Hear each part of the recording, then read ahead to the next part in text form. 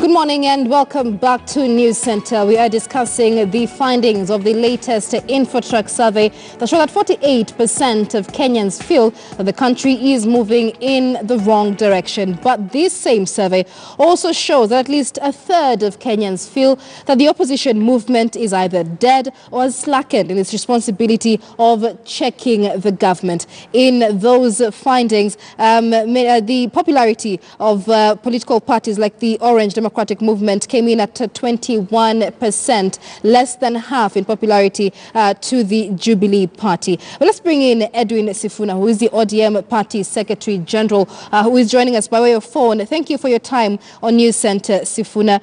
What are your thoughts on this InfoTrack survey?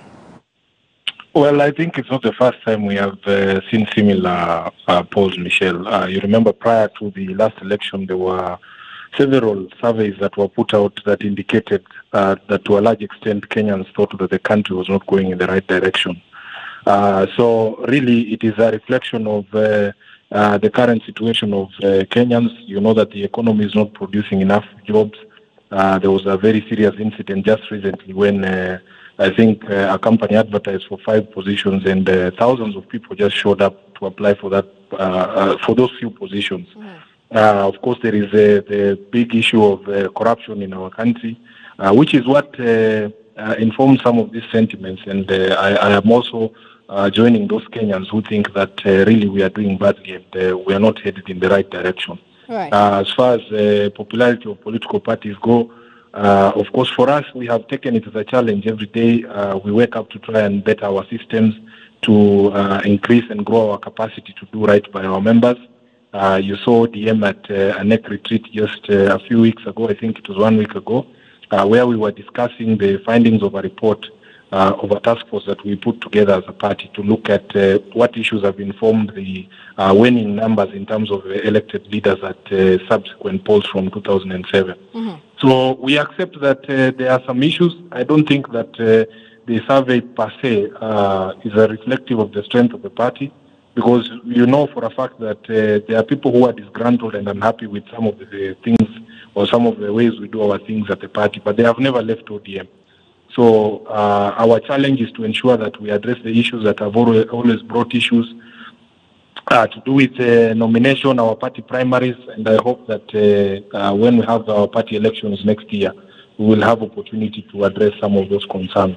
Right, but at the same time, looking at the findings of this report, soon after the famous handshake between President Uhuru Kenyatta and Raila Odinga, many Kenyans, or at least 55% of Kenyans, had hope that the country would move in the right direction after that. A few months later, a year down the line actually, after that handshake, and now that has reduced to 48%, with some feeling, well, maybe the handshake did not really help us.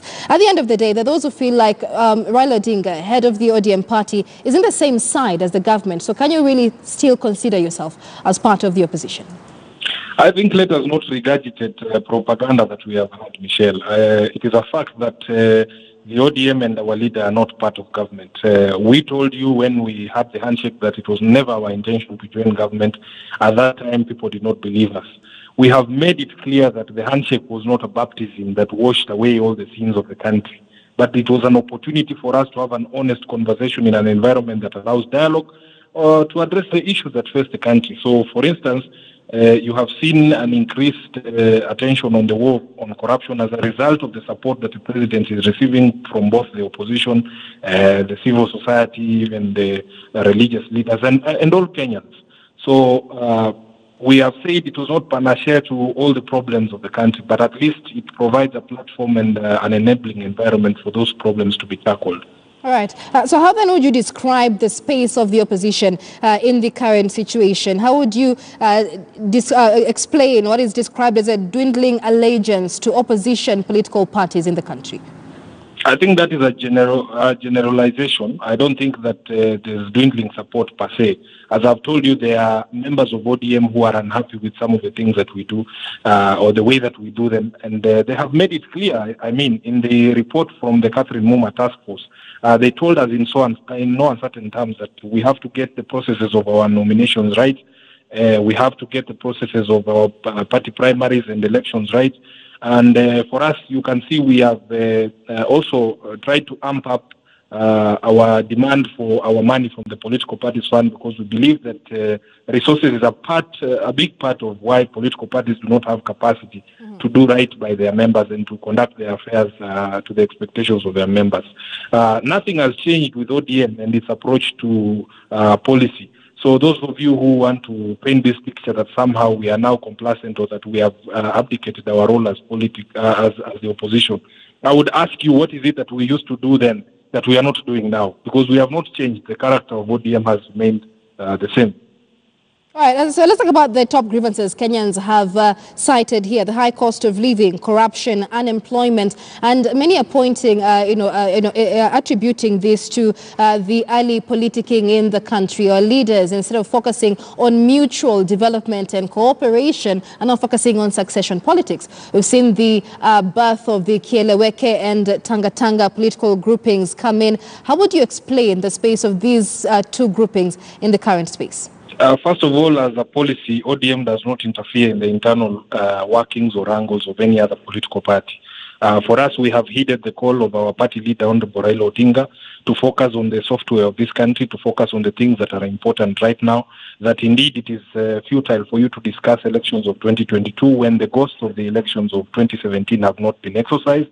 We need to look at the electoral regime in this country so that we can have a level playing field in all future elections, so that we are not engaging in any politics of 2022 ourselves, because we know that there are important issues, as you have mentioned yourself, the high cost of living, corruption, and unemployment. We would have wished that all leaders heed the call of their respective party leaders so that we all as a country take advantage of this newfound atmosphere of cooperation amongst political parties to be able to address some of these long-standing issues. All right. And just at the end of the, finally, as we conclude, issues making headlines in the country, like the alleged assassination plot against Deputy President William Ruto, pitting the Jubilee Party in a very unstable place, really. Many are asking, what is the opposition doing then in spaces like Parliament, at least, to ensure that the government is checked, which is the mandate of the opposition?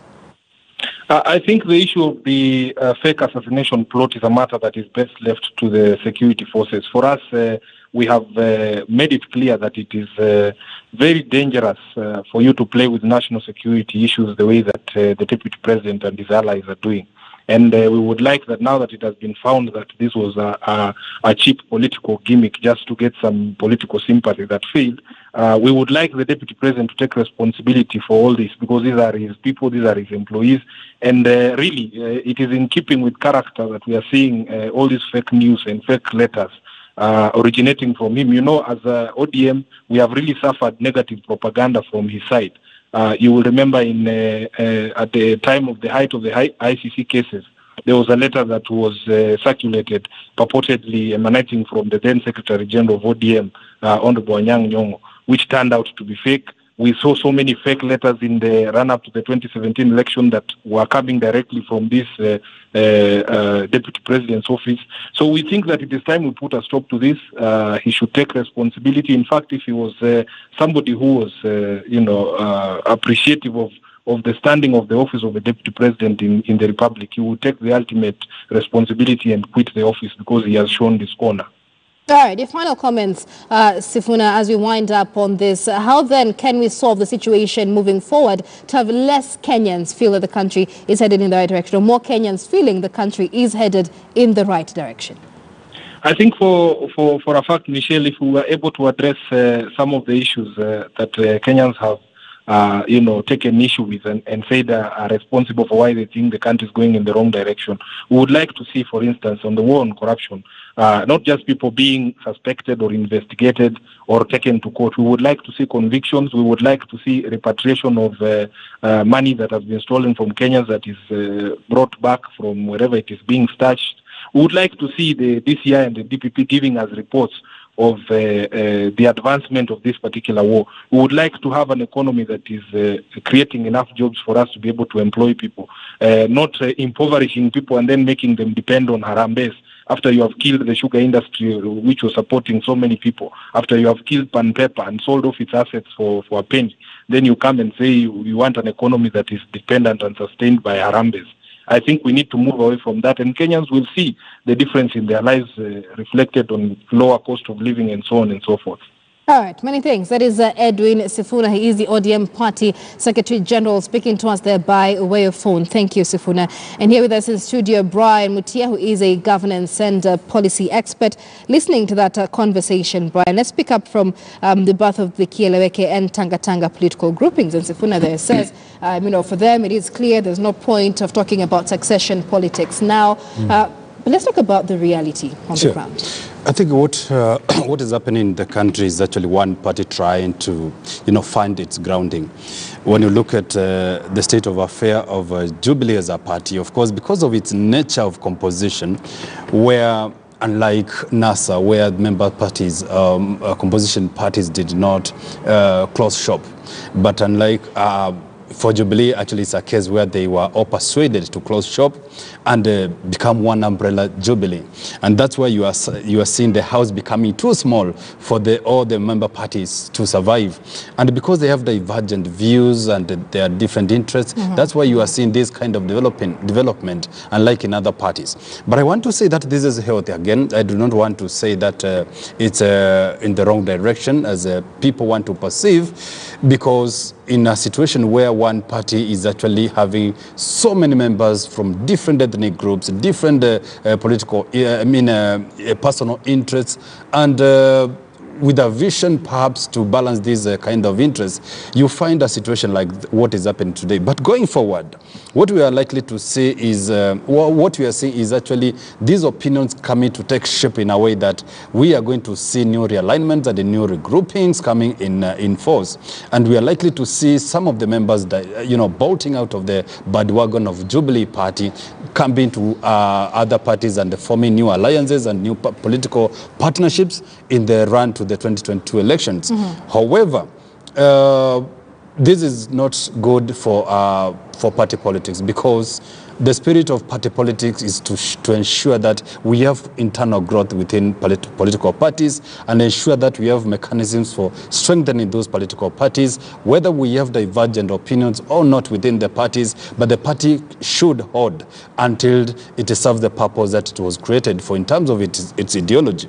But where a party is going to be broken down simply because members cannot agree in terms of the ideologies that they purported to have together during the run to 2017 elections, to me, it's unfortunate, because now you're asking yourself, what happened? You were bound by same ideology. Right. What is now happening that you are actually seeing things in a different way? These are like a marriage which is likely to be broken, or a divorce that is likely to be seen within that political party.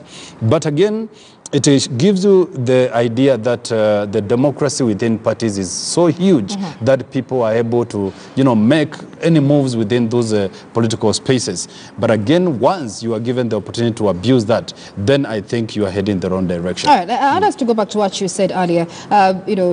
Is there a problem with politicking at this time, or is it a question of, are we politicking for development or doing development at the cost of politicking? And many Kenyans would agree that they're seeing more politicking now as opposed to real development at the end of the day.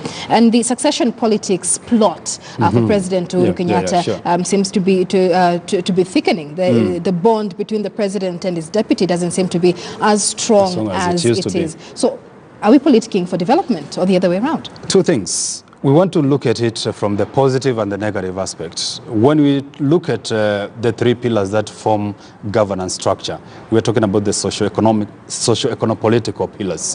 When you look at the social aspect of this country, well, we do not have so much antagonism as a country, because communities are coexisting proper and we have no issues to do with internal conflict within. And therefore, for social cohesion, I think for the country is okay. For economic, I think we are also doing very well. I can tell you that when you look at our budget, which is actually almost how many trillions? 3 trillion. Actually the highest in Africa, because we have already beaten Nigeria to the to that position.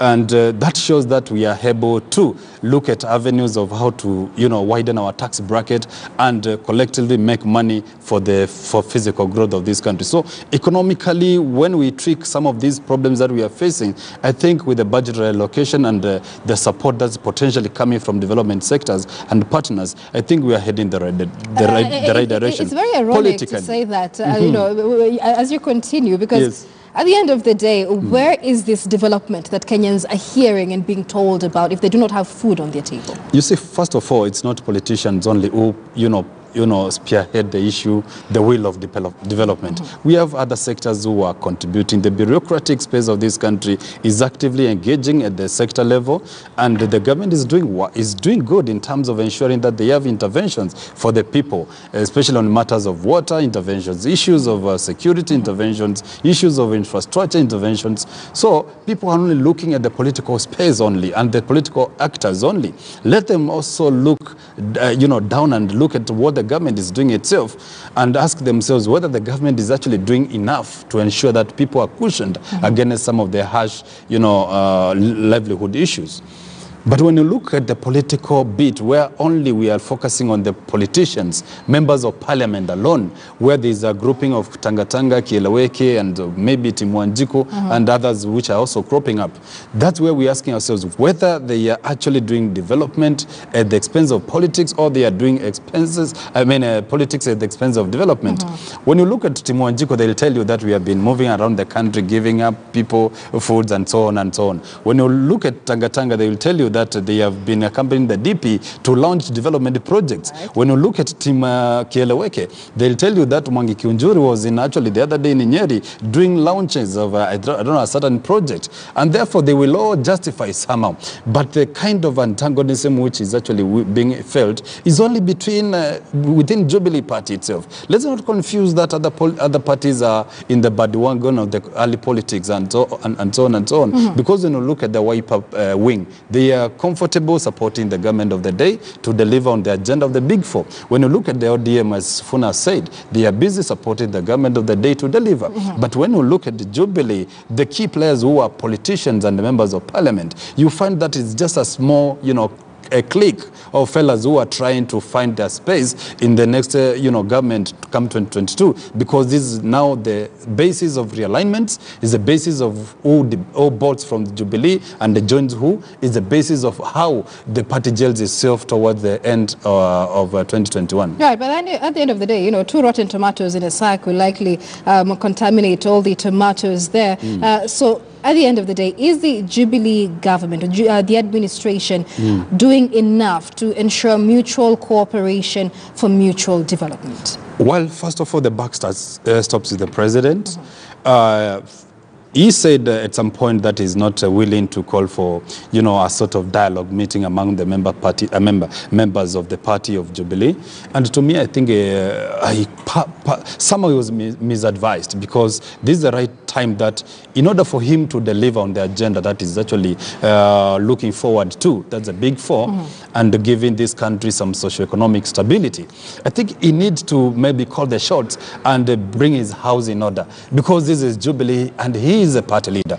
It's a high time for him now to maybe put his right foot forward and ensure that people are able to tone down a little bit in terms of these politics they are doing, because this once you have a toxic political environment, then the development agenda suffers, because you have no time to consult at policy level, you have no time to implement, because you are being, you know, somehow disrupted by political developments here and there, and you are being called to go and quell some tensions which are emanating as a result of political indifferences. And therefore, for him to move forward and to be able to realize some of the gains of Big Four that he has set, I think for him it's the high time that he calls a conference, political members of the party, bring them to a dialogue and tell them, look here guys, we are not doing the right thing at this right time. He's not denying them to exercise their political democratic right in terms of association, in terms of expression, but he should tell them that this is not the right time. Let's tone a little bit, you know, wait a little bit. Let's, you know, focus first of all on the ideals that we have set together in terms of the Big Four agenda, because people need to manufacture, the country need to manufacture, the people need better housing, you need universal health care to be improved, and we need, you know, food security on the table. And once all these things have decanted to a situation where we can say, yes, the government can take, you know, stock and say we have done something for Wanjiku, that's the time now that you can release them now to go and, you know, find find our footing in the next government. All right. And of course, the president has already been quite vocal about that, saying, you know, this early politicking is hurting my development agenda. But as we wind up, let's look at the statistics of this InfoTrack survey. 48% of Kenyans, nearly half the population, feeling the country is headed in the wrong direction. 26% of those actually point an accusing finger at the president. But at the end of the day, the Jubilee Party comes in as the most popular party, almost at 40%. What does that say about the Kenyan electorate? Thank you so much. I think, first of all, as I said in my opening remarks, is that the kind of internal fightings within Jubilee Party, for me, is healthy democracy, because this is what we have been fighting for. There are those times when we could not express ourselves within parties. There are those times when somebody could not question decisions or actions or inactions within a particular political setup. But now we can see this, and therefore to me it's the right direction for party politics in terms of people to be able to interrogate issues and put them into perspective. Right. One. Two, when you look at the kind of, when you look at the indifference between the two results, in terms of one saying that they blame squarely on the kind of direction the country is taking on President Kenyatta, and squarely, and again they also relate that to the popularity of the party. It tells you that, well, they cannot, you know, discern between party politics and the presidents, but they want to. Kenyans need to be enlightened that we have bureaucracy, which is the workings of the government itself, and there's also the workings of the party. The moment you look at the track record of the government, sometimes you need to disassociate the party politics and the government of the day, because the government is not the party. The party is not the government. The works of the government is very different to the works of the party. The party is just a vessel to put men and women into places to deliver on the agenda of the government, and the government, its role is a structural composition where the bureaucracy sectors are able to thrive in terms of delivering various key components in terms of water, in terms of roads, in terms of security. For me, I think the moment people are able to look at it that way, in that prism, they'll be able to have a solid understanding of how the government works. Right. So there might be no Jubilee tomorrow, but there will be a government tomorrow. Yes. Right, absolutely. That's an interesting insight on that. That is Brian Mutie. He's a governance and policy expert. We're discussing the latest InfoTrack survey in the country. That conversation brings us to a short break on News Center. Do stay with us. More news on the other side.